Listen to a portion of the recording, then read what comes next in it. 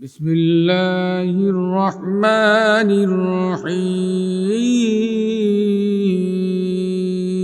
الرحيم يا أيها النبي قل لأزواجك إن كنتن تردن الحياة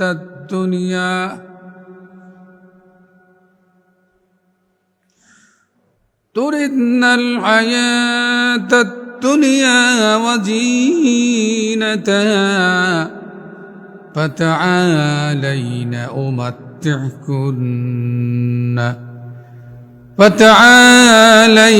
أمتعكن وأسرحكن سراحا جميلا صدقت يا رب العالمين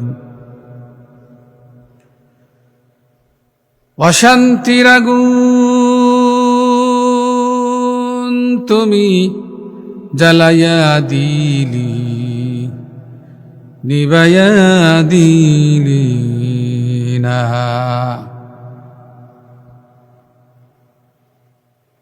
আমার ভাইয়েরা, একদিন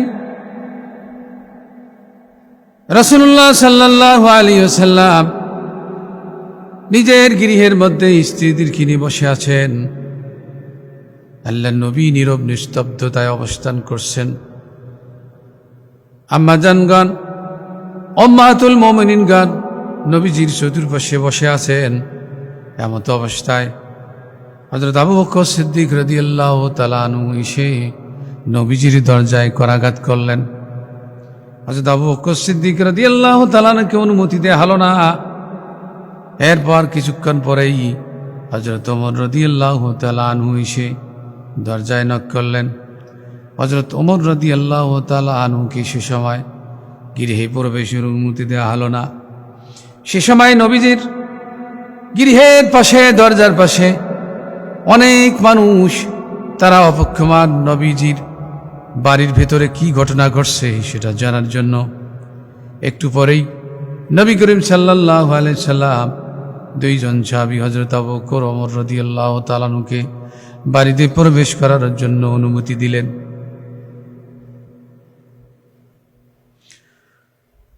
সাহাবীদ্বয় প্রবেশ করে দেখলেন নবীজি বসে আছেন নীরব নিস্তব্ধতায়। স্ত্রীগণ চতুর্পাশে বসে আছেন, কোনো কথাবার্তা নাই। হযরত ওমর রাদিয়াল্লাহু তাআলা আনহু মনে মনে ভাবলেন, আমি এমন একটি কথা বলবো যেন নবীজির নীরব নিস্তব্ধতা ভেঙ্গে নবীজি হেসে ফেলে। হযরত ওমর রাদিয়াল্লাহু তাআলা আনহু নবীজিকে বললেন, ইয়া রাসূলুল্লাহ, আপনি যদি শোনেন কোনদিন যায়েদের কন্যা অর্থাৎ আমার স্ত্রী, ওমরের স্ত্রী, আমার সামর্থ্যের চাইতে যদি বেশি ভরণ পোষণ চায়, আমি সঙ্গে সঙ্গে দেরি না করে তার গলাটা টিপে ধরব। এতে করে নবীজি হেসে বললেন। নবীজি হযরত ওমর, হযরত আবু বকর সিদ্দিক রাদিয়াল্লাহু তাআলা আনহুকে লক্ষ্য করে বললেন, এই দেখো আমার চতুর্পাশে যা আমার স্ত্রীগণ বসে আছে, তারা সবাই আমার সামর্থ্যের বাইরে তারা ভরণ পোষণ দাবি করছে। একথা শোনার সঙ্গে সঙ্গে হযরত আবু বকর সিদ্দিক রাদিয়াল্লাহু তাআলা আনহু নিজে উঠে নিজের কন্যা উম্মাহাতুল মুমিনিন মা আয়েশা রাদিয়াল্লাহু তাআলা আনহাকে পিটানোর জন্য, মারার জন্য উদ্যত হলেন।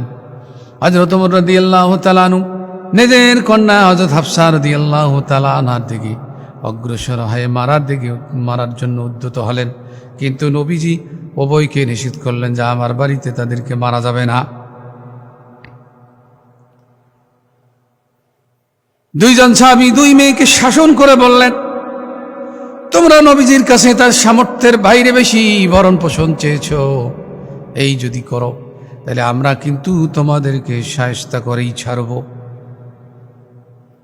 উম্মাহাতুল মুমিনিন মা হযরত আয়েশা সিদ্দিকা রাদিয়াল্লাহু তাআলা আনহা উম্মাতুল মুমিনিন হযরত হাফসা রাদিয়াল্লাহু তাআলা আনহা বললেন, আব্বাজান, এরপর থেকে আমরা আর কোনোদিন নবীজির কাছে আর ভরণ পোষণের কোনো দাবি করব না।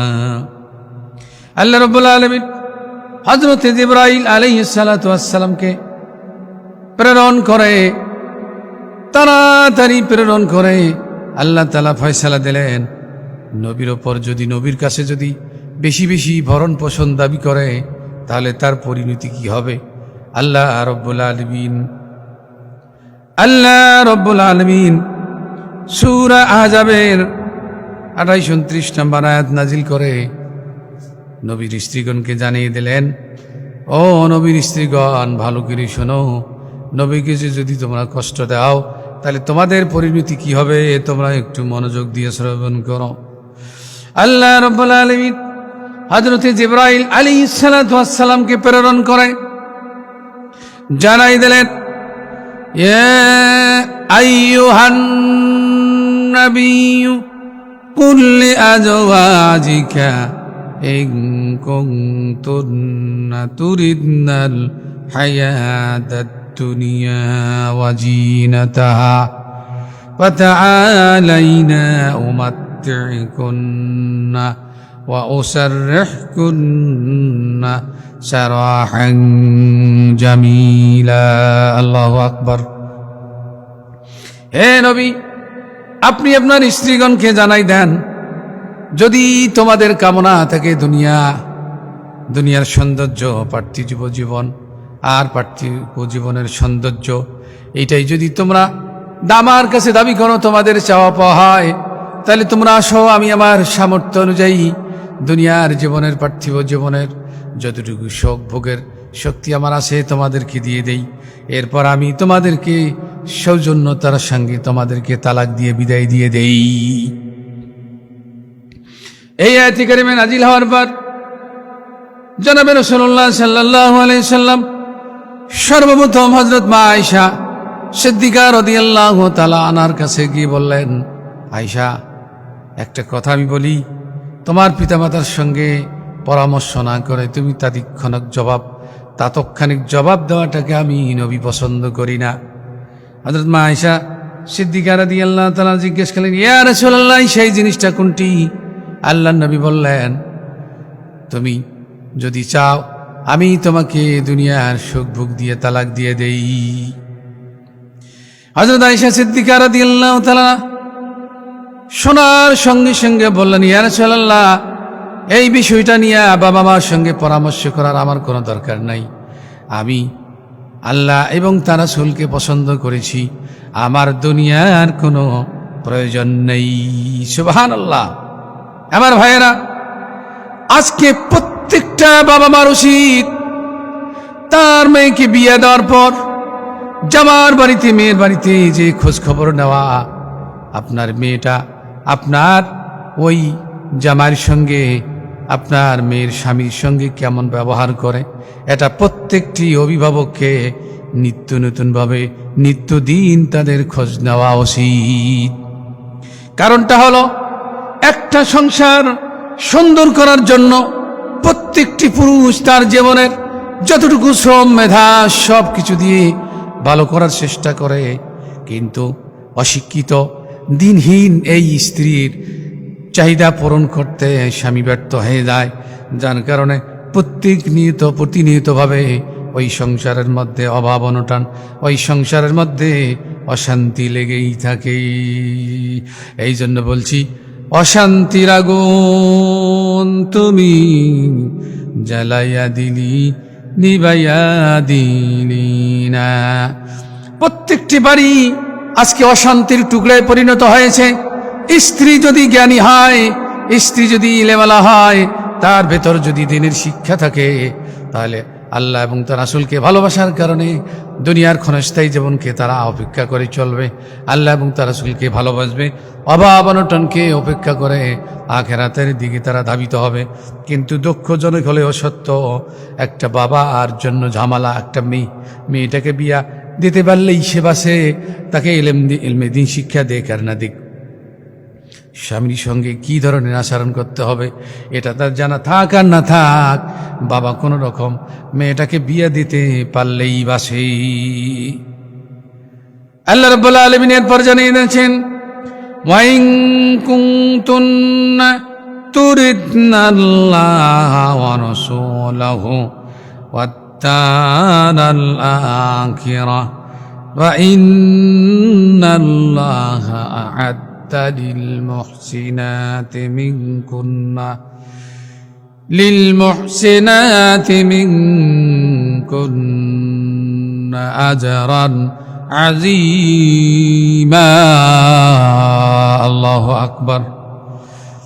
হে নবীর স্ত্রীগণ, শুনে রাখো, যদি তোমরা আল্লাহ এবং তার রাসূলকে এবং আখিরাতকে কামনা করো, এটাই যদি তোমাদের প্রাপ্যতা হয়, এটাই যদি তোমাদের কামনা হয়, ক্ষণস্থায়ী দুনিয়ার জিন্দেগির অভাব অনটনকে উপেক্ষা করে যদি তোমরা আল্লাহ তাআলাকে চাও, রাসূলকে চাও, আখিরাতের জীবনকে চাও, তবে জেনে রাখো নিশ্চয় আল্লাহ তাআলা যারা নেককারিনী নারী তাদের জন্য তার কাছে মহা পুরস্কারের ব্যবস্থা করে রেখে দিয়েছেন। সুবহানাল্লাহ।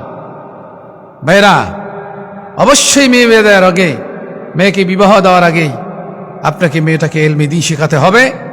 প্রতিনিয়তভাবেই আপনাকে খোঁজ নিতে হবে আপনার মেয়ে আপনার জামাইকে কষ্ট দেয় কিনা, অশান্তি তৈরি করে কিনা, ঝগড়া করে কিনা। প্রয়োজনে একটা পরিবারকে শান্ত রাখার জন্য আপনি অভিভাবক হিসাবে আপনি মেয়েকে শাসন করবেন। শাসন করাটাই আপনার উচিত, যেটা করেছেন হযরত আবু বকর, হযরত ওমর রাদিয়াল্লাহু তাআলা আনহু। রাসূলুল্লাহ সাল্লাল্লাহু আলাইহি সাল্লামের সামনে তার মেয়েদেরকে প্রহার করার জন্য তেনারা উঠেছেন। এই শিক্ষা আমাদেরকে গ্রহণ করতে হবে, তাহলেই কেবল পরিবারের মধ্যে শান্তি আসবে ইনশাআল্লাহ।